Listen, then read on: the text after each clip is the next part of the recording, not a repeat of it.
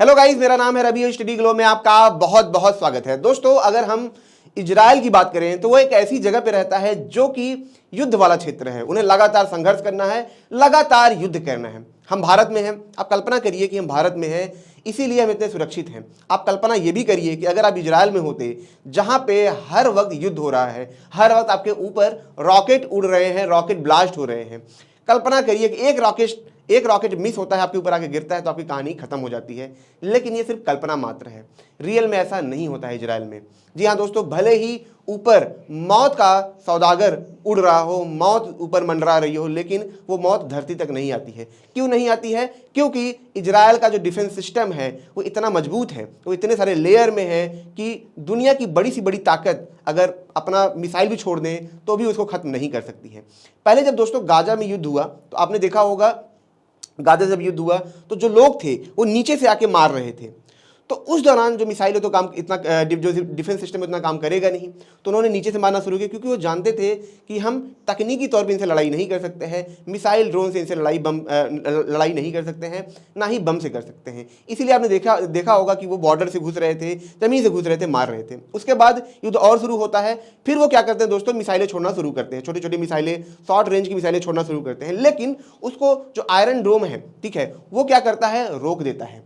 लेकिन ये तो बात हुई कि छोटे स्तर पे युद्ध की, छोटे स्तर पे मिसाइल लॉन्चिंग की। लेकिन आप कल्पना करिए कि जब बड़े देश से युद्ध हो, जैसे ईरान जैसे देश से युद्ध हो, बड़े देश से युद्ध हो, तो उस दौरान दुनिया को ये लगता था कि शायद इजराइल उतना डिफेंसिव न हो पाए, ठीक है, उनको न रख पाए। देखिए, इसमें दो चीजें होती हैं। एक तो होता है कि आपके पास सिस्टम है, ठीक है, बढ़िया है, जैसे हमारे पास S-400 है। दूसरी चीज होती है कि जो बजट, आप समझिए कि लगातार युद्ध लड़ रहे हैं, आप कई देशों से लड़ रहे हैं, तो इसमें खर्चा आता है, बहुत खर्चा आता है। यहां तक की रिपोर्ट आई थी कि एक दिन के अंदर 1 बिलियन तक का खर्चा इजराइल का हो रहा था।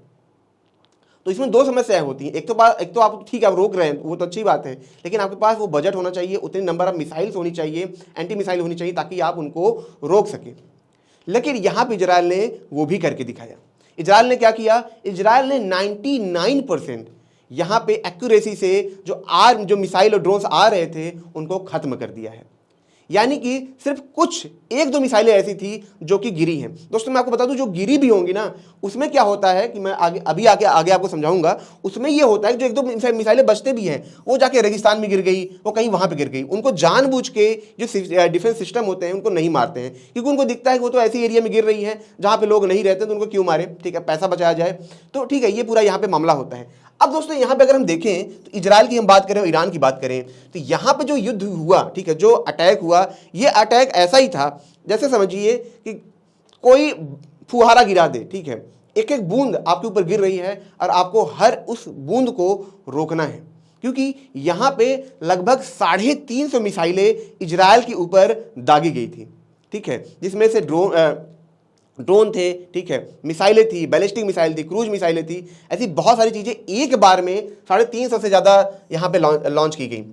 और यहीं पे जो इजराइल के सिस्टम है, इन्होंने क्या किया, इसको रोका। यहां तक कि यहां अमेरिका भी तैयार था कि अगर ऐसा होता है कि इनके डिफेंस सिस्टम नाकाम होते हैं तो हम पीछे से अटैक करके उनको खत्म कर देंगे। F-35 जो अमेरिका का सबसे एडवांस है यहाँ पे, ठीक है, उसको भी इन्होंने क्या किया था, तैनात किया था हवा में, कि अगर इनकी मिसाइलें आती हैं, उनको नहीं रोका जाता है, तो ऊपर से कम ड्रोन को तो हम ऊपर से ही मार के खत्म कर देंगे। तो आप समझ सकते हैं कि ये एक ऐसा घेरा है जिस पे अटैक करना अब असंभव है। ये पूरी दुनिया ने देखा है दोस्तों कि इजराइल पे अटैक करना असंभव है। हमने इनके इतिहास के बारे में बात करते हैं कि इन्होंने एक साथ 5 देशों को हराया, लेकिन इनके पास ऐसा डिफेंस है कि अब एक साथ 10 देश भी इनसे लड़ने आ जाए तब नहीं जीत सकते, क्योंकि तकनीकी मामले में ये बहुत बहुत बहुत ज़्यादा आगे हैं। जो यहूदी हैं, इनको खत्म करना, इनके ऊपर अटैक करना बहुत ज़्यादा मुश्किल है। यहाँ तक कि एक आर्टिकल आया, आर्टिकल में लिखा गया कि हम रात में क्या करते हैं, मिसाइलों को फोड़ते हैं और दिन में हम कॉफ़ी पी के अपना काम करते हैं। तो आप समझ सकते हैं कि कितना बड़ा ये डेयरिंग स्टेटमेंट है, ठीक है।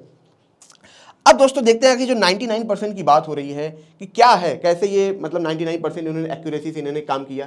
तो यहाँ पे अगर दोस्तों हम देखें तो लगभग 331 मिसाइलें और ड्रोन यहाँ पे क्या किया, लॉन्च किया गया था इजराइल के ऊपर, ठीक है। जैसा कि मैंने बताया 350 के आसपास ये थे, जिसमें से 185 जो कौन थे, कामिकाजे ड्रोन थे, ठीक है। तो यहाँ पे अगर दोस्तों आप देखेंगे कि जितने ड्रोन थे, कामिकाजे ड्रोन थे, इन सब को यहाँ पे खत्म कर दिया गया है। तो दोस्तों, कामिकाजे ड्रोन क्या होते हैं? ये ड्रोन ऐसे होते हैं, एक तरीके से आप देखेंगे, ये एक जगह से लॉन्च होंगे, ठीक है, और लॉन्च होने के बाद एक जैसे ईगल नहीं होता एकदम गिद्ध की तरह एकदम नीचे तेजी से ये क्या करेंगे, जाएंगे, ठीक है, और तेजी से जाके टकराएंगे और ये वहीं खत्म हो जाते हैं। इनका काम सिर्फ एक ही काम होता है, अगर आप देखेंगे, ठीक है, ऐसे ये बने होते हैं, ठीक है, और यहाँ पे आगे मिसाइलें लगी होती हैं। इनका काम है उड़ना, ठीक है, ये उड़ेंगे और उड़ने के बाद, ठीक है, ऐसे जाएंगे और एक कर्व बना के सीधा जमीन पे गिरेंगे। इनका काम होता है लड़ने के बाद ये क्या करेंगे, विस्फोट कर देंगे, ठीक है। तो ये इनका ये काम होता है कामिकाजे ड्रोन का।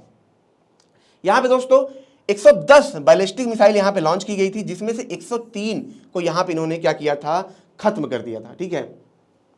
क्रूज मिसाइलें जो थी, क्रूज मिसाइलें 36 में से 36 मिसाइलों को यहाँ पे इन्होंने खत्म किया था। दोस्तों बैलिस्टिक मिसाइल की बात करें, क्रूज मिसाइल की बात करें, तो आप समझिए कि मान लीजिए कि इनका डिफेंस सिस्टम यहाँ पे है, ठीक है, इसको रोकने वाला है। तो बैलिस्टिक मिसाइल क्या होगा, एक ऊपर जाएगा पहले, ये बहुत, क्योंकि इनको लॉन्ग रेंज से लॉन्च करना है, ठीक है, ईरान से लॉन्च करना है, ऐसा तो है नहीं भाई साइड से लॉन्च करना है, बगल में लॉन्च करना है, ठीक है। तो इनको लंबी यात्रा तय करनी, तो ये पहले पैराबोलिक ऐसे आकार बना के जाएगा और एकदम तेजी से यहाँ पे नीचे गिरेगा, ठीक है। तो ये होता है बैलिस्टिक मिसाइल। और क्रूज क्या होता है, क्रूज एकदम नीचे से सरफेस टू सरफेस जाएगा, जूम से नीचे से जाएगा और यहाँ पे क्या करेगा, अटैक करेगा। तो यहाँ पे आप देखेंगे, ठीक है, जो क्रूज था वो 100 में से 100 इन्होंने मार गिराया, बस बैलिस्टिक मिसाइल में इन्होंने 103 बैलिस्टिक मिसाइल को इन्होंने क्या किया था, मार के यहाँ पे गिराया था, ठीक है। दोस्तों इन्होंने क्या किया था, ऐसे इमेज भी लॉन्च किया था, इन्होंने दिखाया था कि हम इस तरीके से वहाँ पे बमबारी करेंगे।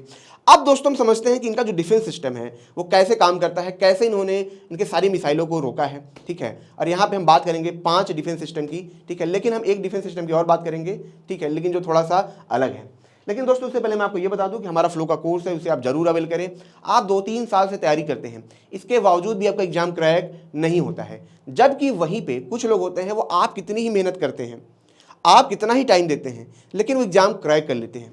रिसर्चर ने जब इस पर शोध करना शुरू किया कि भैया आखिर ऐसा क्यों होता है, तब जाके उन्होंने देखा कि जो टॉप परफॉर्मर होते हैं वो फ्लो की स्टेट में काम करते हैं, उनका जो दिमाग होता है फ्लो की अवस्था में होता है, वो काम करता है। इसी वजह से उनकी एफिशिएंसी 5 गुना बढ़ जाती है। और दोस्तों इसी फ्लो की स्टेट को हैक करने के लिए वैज्ञानिकों ने कुछ थेरेपी बनाई, और दोस्तों उसी थेरेपी को हम इंडिया में लाए हैं, सिल्वा मेथड को लाए हैं, इंटर लर्निंग को लाए हैं, ताकि आपकी जो एफिशिएंसी है वो 5 गुना यहाँ पे बढ़ सके। इसलिए दोस्तों अगर आप फ्लो 25 कोड आप यूज करेंगे तो आपको ये कोर्स महज 299 में मिलेगा। एक चीज़ मैं आपको ये बताऊं कि यही कोर्स बाहर 40 से 50 हज़ार के मिलते हैं। लोग सिल्वा मेथड जाते हैं बाहर सीखने के लिए, आपने सुना भी होगा सिल्वा मेथड का नाम, लाखों रुपए खर्च करते हैं। और सबसे बड़ी दिक्कत ये थी दोस्तों कि ये हिंदी भाषा में नहीं थी इंडिया में, तो इसे हम हिंदी भाषा में इतना सस्ता लाए हैं। अब दोस्तों यहाँ पे हम डिफेंस सिस्टम की बात करें, सबसे पहले दोस्तों, हाँ, अभी तक क्या था, दुनिया को ये लगता था आयरन डोम जो है वो ही सबसे ताकतवर है, सबसे किफ़ायती है, लेकिन ऐसा नहीं था, इसके ऊपर भी है। और आयरन बीम दोस्तों कुछ वक्त पहले ही क्या हुआ, ये लॉन्च हुआ है, ठीक है, जिसका नमूना हमने देखा है, ठीक है। तो यहाँ पर रेंज वाइज चीज़ें डिवाइड हैं, ठीक है, रेंज वाइज चीज़ें डिवाइड है, मिसाइल वाइज चीज़ें डिवाइड है यहाँ पे, ठीक है। अगर आप यहाँ पे देखेंगे तो एक सेकेंड दोस्तों,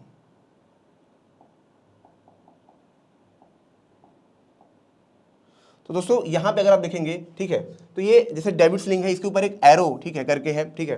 तो ये इस तरीके से ये रेंज वाइज यहाँ पे डिवाइड है। अब हम दोस्तों एक एक चीज़ को समझेंगे और ये कैसे काम करते हैं इनको भी समझेंगे, और कैसे ये रोकते हैं इनको भी हम यहाँ पे समझेंगे। लेकिन दोस्तों अगर हम देखें ये पूरा सिस्टम है, मैं एक सिस्टम की बात करूंगा, तो इस एक सिस्टम को आप देख के समझ जाएंगे कि जो डिफेंस सिस्टम है ये कैसे काम करता है। ये सब पे काम करेगा, ये चाहे आयरन डोम हो, ठीक है, चाहे आयरन बीम हो, चाहे एरोज हो, चाहे, ठीक है, तो यहाँ पे ये सबके लिए ये काम करेगा। अब दोस्तों सबसे पहले समझते हैं कि जो सिस्टम पूरा बनता है वो कैसे बनता है।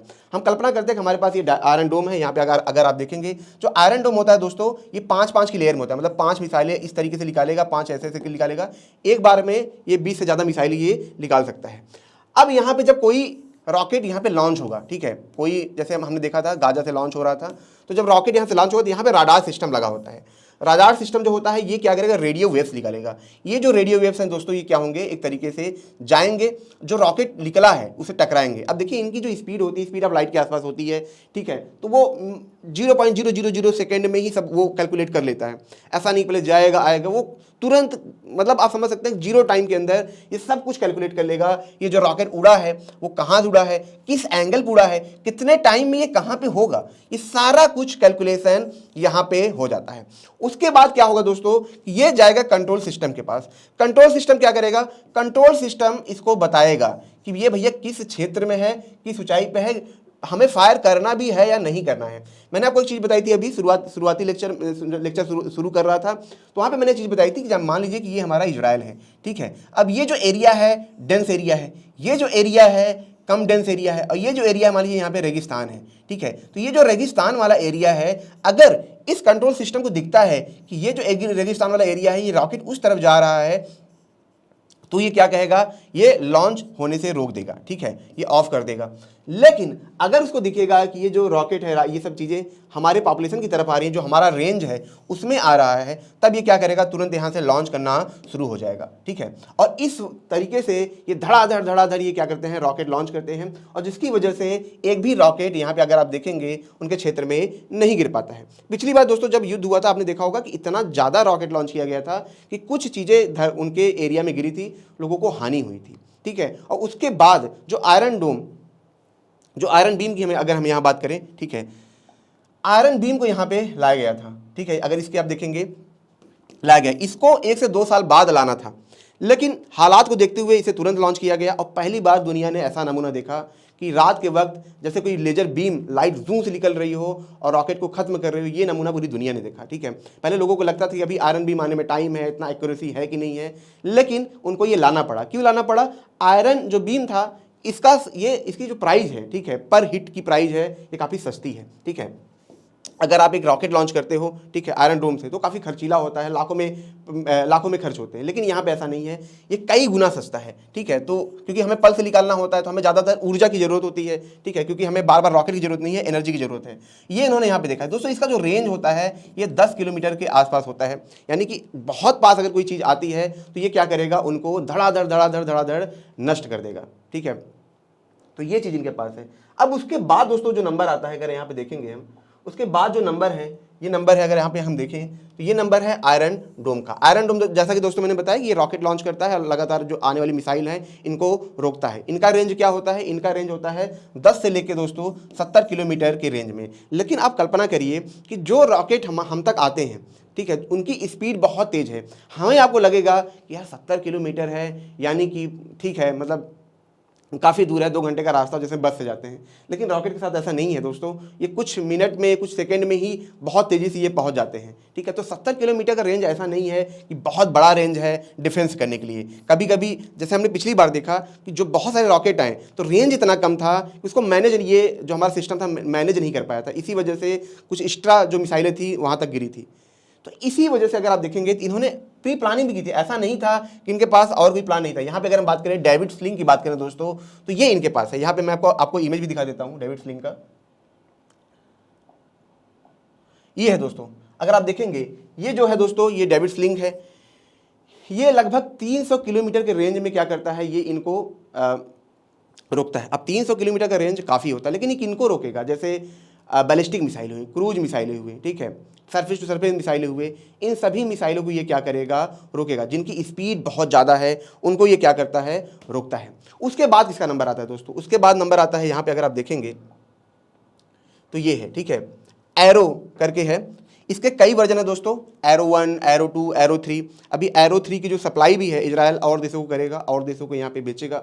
तो एरो 3 की अगर हम बात करें, ठीक है, उसके रेंज काफ़ी ज़्यादा है, हजारों किलोमीटर में है, ठीक है। और ये किसको खास करके रोकता है, ठीक है, जैसे सुपरसोनिक मिसाइलें हुई या ऐसी मिसाइलें हुई एक जिसमें न्यूक्लियर वेपन्स हैं, ये सब चीज़ें हैं जो बहुत ही हाईटेक मिसाइलें हैं, जिनकी रेंज बहुत ज़्यादा है, जो बड़े बड़े बहुत दूर दूर के जो देश हैं वो अगर अटैक कर रहे हैं, जिनकी स्पीड बहुत ज़्यादा है, क्योंकि हाइपरसोनिक जो मिसाइलें होती हैं, ठीक है, उनको रोकना बहुत मुश्किल होता है, क्योंकि राडार के भी नज़र में नहीं आते हैं। तो हमें डिस्टेंस तो चाहिए ही, इतना डिस्टेंस चाहिए ताकि भैया उनको देख भी सकें, उनको कैप्चर कर सके और उनको रोक भी सकें, ठीक है। तो इसके लिए यहाँ पर अगर आप देखेंगे जो एरो है, ठीक है, ये बहुत काम आता है। एरो की बात करें दोस्तों, जैसा कि मैंने बताया था कि ये इसके कई वर्जन हैं, ये लगातार अभी सप्लाई भी कर रहा है। और उसके बाद दोस्तों अगर एक हम हथियार की बात करें तो वह पैट्रियट वेपन की बात करें, ये काफ़ी पुराना है, 1991 में इजराइल ने इसको बनाया था, ठीक है। अगर आप देखेंगे, ठीक है, तो इसका जो रेंज है लगभग 70 किलोमीटर के आसपास है। इसको अब ज़्यादा यूज नहीं किया जाता है, मतलब हाँ ये माना जाता है, ठीक है, हम इसको रखेंगे, कभी कभार अलग अलग जगह भी यूज भी कर लेंगे, लेकिन डिफेंस के सिस्टम से, खास करके एकदम एक्सट्रीम डिफेंस के सिस्टम में इसका इतना ज़्यादा यूज नहीं किया जाता है। 5 लेयर की बात थी, हम 6वां लेयर हम कह सकते हैं F-35 भी है, क्योंकि वो भी इस बार युद्ध में काफ़ी हद तक एक्टिव था और लगातार जो काफ़ी ड्रोन्स थे उनको उन्होंने मार के गिराया था। तो हम ये कह सकते हैं कि सिर्फ 5 लेयर नहीं, 6वां लेयर भी इजराइल के पास है। यानी कि अगर इजराइल के ऊपर अटैक करना है तो इन हथियारों से कुछ नहीं होने वाला जो अभी तक बने हैं। कुछ नया शोध चाहिए, कुछ नई खोज चाहिए, तब जाके हम इजराइल के ऊपर अटैक कर सकते हैं, वरना आप भूल जाइए। इजराइल हम कह सकते हैं कि एक तरीके से ऐसी सुरक्षा घेरा में है जहां पे जाना असंभव है। तो दोस्तों ये छोटा सा लेक्चर था जिसमें हमने ये जाना कि कैसे इजराइल ने 99% डिफेंस किया है यहाँ पे जो अटैक हो रहे थे। तो दोस्तों अगर ये लेक्चर आपको अच्छा लगा हो तो इसे लाइक करें, कमेंट करें, शेयर जरूर करें, और जैसा कि मैंने बताया कि हमारा फ्लो का कोर्स आप जरूर अवेल करें। मिलते हैं नेक्स्ट लेक्चर में। Thank you so much.